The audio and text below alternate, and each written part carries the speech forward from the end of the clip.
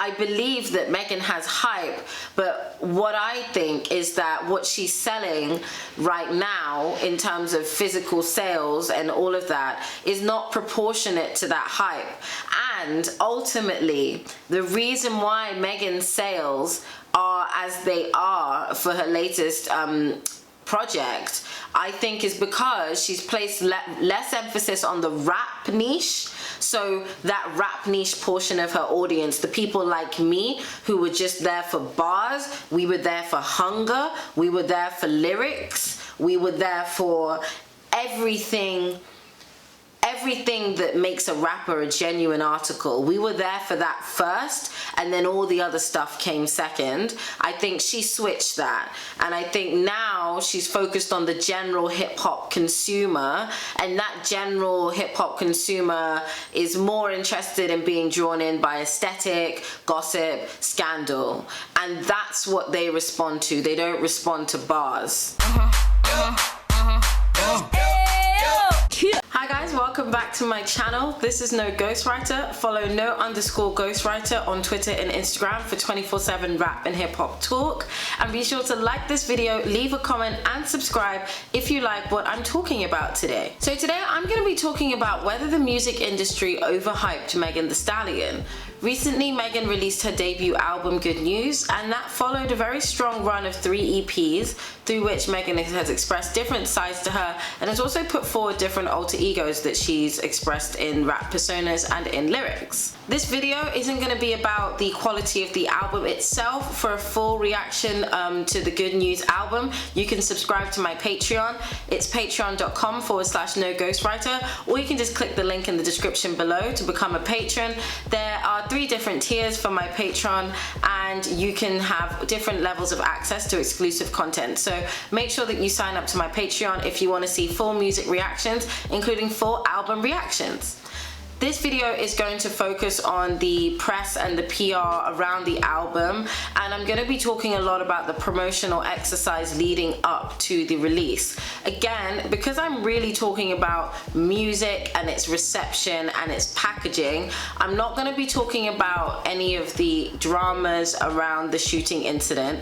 I appreciate that it's impactful, but I'm going to explain why I don't think the shooting has anything to do with the points that I'm going to make in this video. And that's especially because, in my view, a lot of the things that led up to Megan's album having the reception it did in terms of sales actually started a while before the shooting incident began. So I want to preface and I want to start off this video by saying that I am a certified hot girl. I have been obsessed with Megan ever since I stumbled upon the Stally freestyle. I don't know how it came to my attention, but I loved that it did. Megan looks just natural, raw, and she had very, very clear and obvious lyrical ability. It took some time. I listened to some of her other stuff. The next song after that really hit for me was Last Night in Houston, Texas. I think I remember streaming Make It Hot, her first EP, I believe it was. And I streamed Tina Snow, and then everything she's released since, so the Sugar EP and her debut album.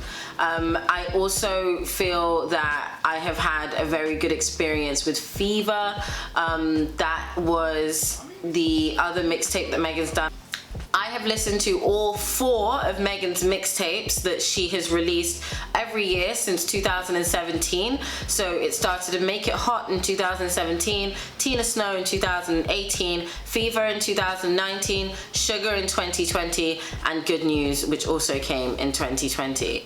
There has been lots of discussion over whether Megan's mixtapes are mixtapes or albums. Again, not the point of this video. But what I want to really clarify and emphasize is that I am an extremely serious fan of Megan Thee Stallion, and a lot of what I'm going to be talking about in this video has come from my surprise that I haven't been buying into Megan's content the way that I have before, which is surprising to me because I literally almost fought people over the internet to try and get tickets to her show in London. I remember blasting Hot Girl Summer far too many times in my summer in Cape Town and vowing that I will one day own a pair of cycling shorts with Thee Stallion logo on them. So I very much was invested in her. I bought into her. I bought into her brand, and I will discuss all of that in this video. So before you try and come for me and say that I'm just hating on my good sis, I'm absolutely not. I'm talking about Megan's promotional efforts and the promotional activities and exercises that she's undertaken in the part of promoting her album. And I'm going to be talking about how different things that she's done in her promotional strategy has meant that she, in my view, has alienated people who enjoy her music and who signed up to who she was versus who she is now. So the biggest thing that I think that Megan did is that I believe that she switched her promotional strategy from organically curated hype that was cultivated through freestyles on social media, performing shows, and creating a direct connections with her fans. And I want to make a link here to my video on why Nicki Minaj didn't sign the female rapper 360 deal. I really recommend that you watch that, because that strategy that Nicki employed to build up and curate her fan base and to develop that relationship with them, I very much saw Megan doing the same thing and it working for her from 2017, 2018. And I think things started to change after Fever, but before Sugar.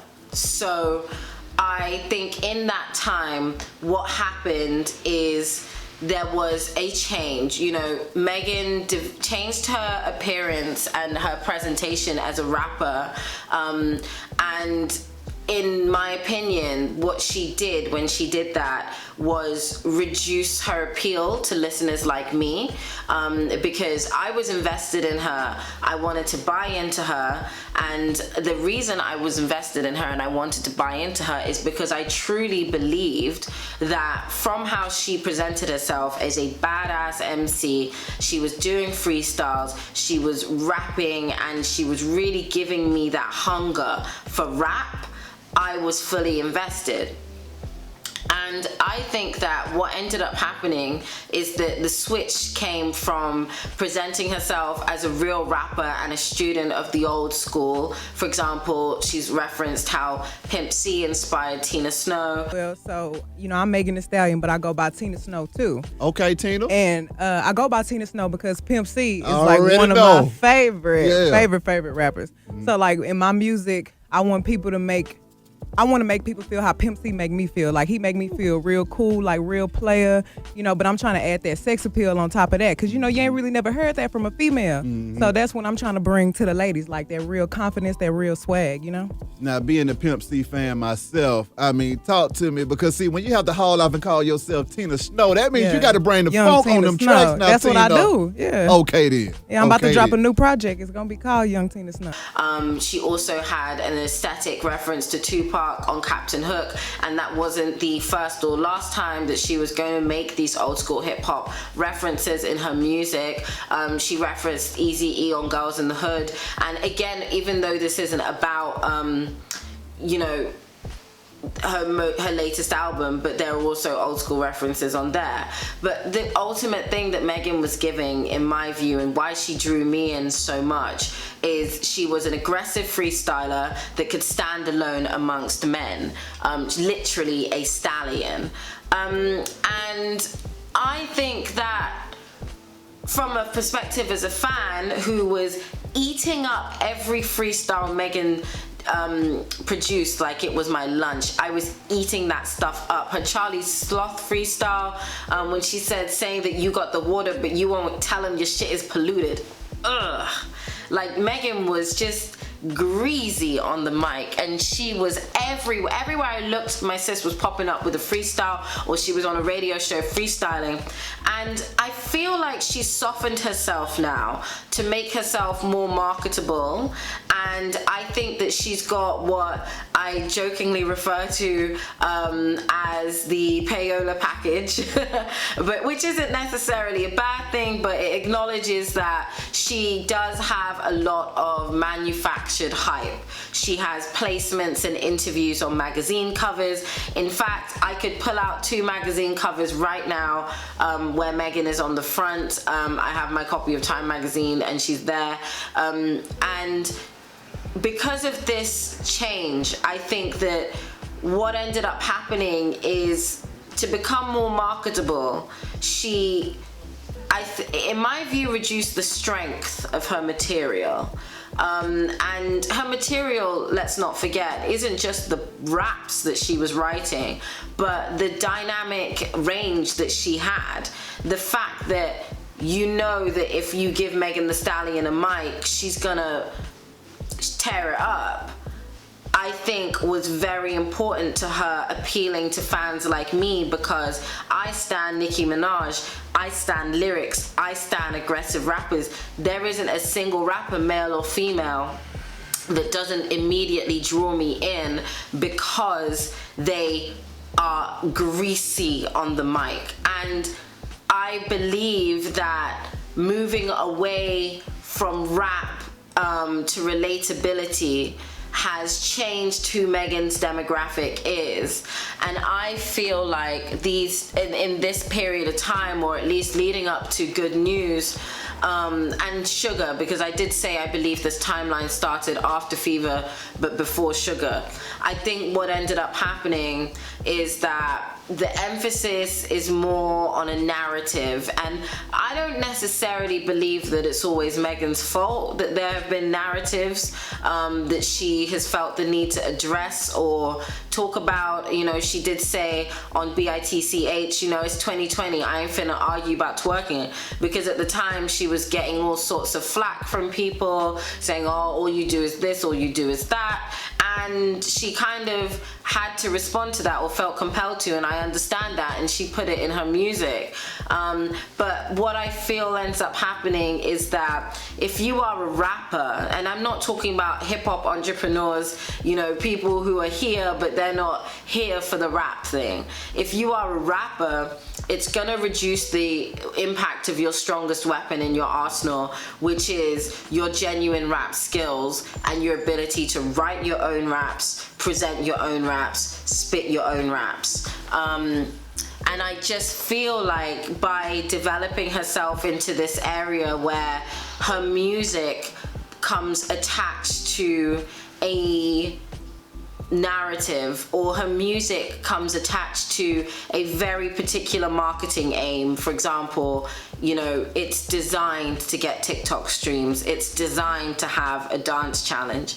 I don't necessarily think it's bad. In fact, I think that is a very effective strategy, because it means she's got mass appeal and she's got hype. So I believe that Megan has hype, but what I think is that what she's selling right now in terms of physical sales and all of that is not proportionate to that hype. And ultimately, the reason why Megan's sales are as they are for her latest project, I think, is because she's placed less emphasis on the rap niche. So that rap niche portion of her audience, the people like me who were just there for bars, we were there for hunger, we were there for lyrics, we were there for everything that makes a rapper a genuine article. We were there for that first, and then all the other stuff came second. I think she switched that, and I think now she's focused on the general hip-hop consumer, and that general hip-hop consumer is more interested in being drawn in by aesthetic, gossip, scandal, and that's what they respond to. They don't respond to bars. And I believe that Megan didn't need to pursue that approach, because Megan is a self-generating talent machine. Megan is very innovative, she's original, she's got that thing that, you know, Azealia Banks had, and that same reason that all of us all over the world picked up on 212. That's how we all received Megan. I think Megan is so clearly so good that I believe that perhaps she underestimates the fact that she could stand on her own too and do even better than she's currently doing. So whilst I think what Megan has achieved is very good, of course it is. You know, she's got over 100K first week sales, but why was only 10K of that physical album sales. For the label, maybe they don't care. The industry probably doesn't care about things like that. But for Megan, I believe that's important because Megan has selling power. She can sell out shows. She had London sold out, you know, from Texas. She had that, and that was in her very rookie period. I believe Megan can sell, and I'm confused. Why hasn't Megan sold? And then I thought about people like me. You know, I very much felt like I had taken a step back in Megan's imagination because she had a whole GP to attend to. And I get that. Every single artist talks about that. They talk about the fact that they always feel that pressure to address the general market, these general people, you know, who run these very generalized narratives about them. I understand, and I think Megan has done well to do that, but I don't want Megan to think that she is in the same place as these girls that only have aesthetic to serve. As I said in my video on female rap is not an aesthetic, Megan does not only serve aesthetic. She can because she's beautiful, but Megan doesn't only serve aesthetic. And I feel, and I don't know whether this is necessarily, you know, an indictment upon her abilities. I don't think it is, and I don't want it to be. But I feel like what's happening right now is that we're getting more aesthetic, we're getting more vibe, we're getting a mood from Megan, and I love that. You know, yes, Megan can serve you a feeling, but rappers aren't those kinds of people. Rappers aren't the kind of person that just gets sold a feeling. Like, rappers have to live that. They have to really do things, and then they talk about what they've done in their music, and then when they do that, they reach people like me who is doing things, because I don't have an aesthetic to rely upon in my life. I've only got my hard work and the products of my hard work. I can't half-ass anything, and even though it is very hard to constantly present an A1 flawless aesthetic, I understand that. I don't respond to aesthetic. I respond to stories, and I respond to bars, and I respond to people who are unapologetic about their stories and who tell me that in their music. And I don't think that the current way that things have been framed with Megan has been speaking to a listener like me that way. I don't think that's what everything has been about. I think that it's been about pivoting to the general audience, and it's done well, but this general audience will give you general sales. The general audience will support you generally. Is the general audience gonna wait in the freezing cold with you if things don't go well, or, you know, you've got to get yourself independent and walk away from things? If you have an experience like Nicki Minaj has had, where you don't have support from the general consumer because they believe generalized narratives about you, as I said in the Nicki Hate Train video, do you have that kind of infrastructure for yourself? And because I truly believe that Megan was on track for Princess, I don't believe that she needs to be chilling in the space with the girls that haven't got any bars to serve. I don't think she does. And because of that, I haven't bought in to the promotional efforts recently. And that surprises me. Don't get me wrong. All of her previous 4 mixtapes are getting streamed. You know, especially Tina Snow. And Fever is my gym mix. So No, I'm not saying that it's a wash your hands of Megan, I don't stan. I'm just saying, oh wow, this recent campaign over the past few months hasn't reached me. Why? And when I thought about it, I realized it's because there's been a switch. And that switch, again, great for a general audience, but it hasn't appealed to the niche listener like myself. So tell me what your thoughts are. Do you feel that you've seen what I have seen, and have you felt that change in promotional strategy, and how has it affected you as a fan of Megan Thee Stallion? Do you think that she's doing anything different, or do you think that I haven't interpreted it the way you have, and you think that Megan has done really well to solidify and establish you as a fan even more? This is a space for us to discuss hip-hop and discuss rap, so as long as you're not being disrespectful, please leave your thoughts below. Please like this video, leave a comment, and if you want more videos like this where I discuss and get analytical about rap and hip-hop, then make sure you hit the red button and subscribe. And if you want exclusive content from me, including full album reactions, then make sure that you subscribe to my Patreon. It's patreon.com/NoGhostwriter, or click the link in the description. Make sure you follow no_ghostwriter on Twitter and Instagram for 24/7 rap and hip hop talk, and I will see you in my next video. Peace out, guys. Bye.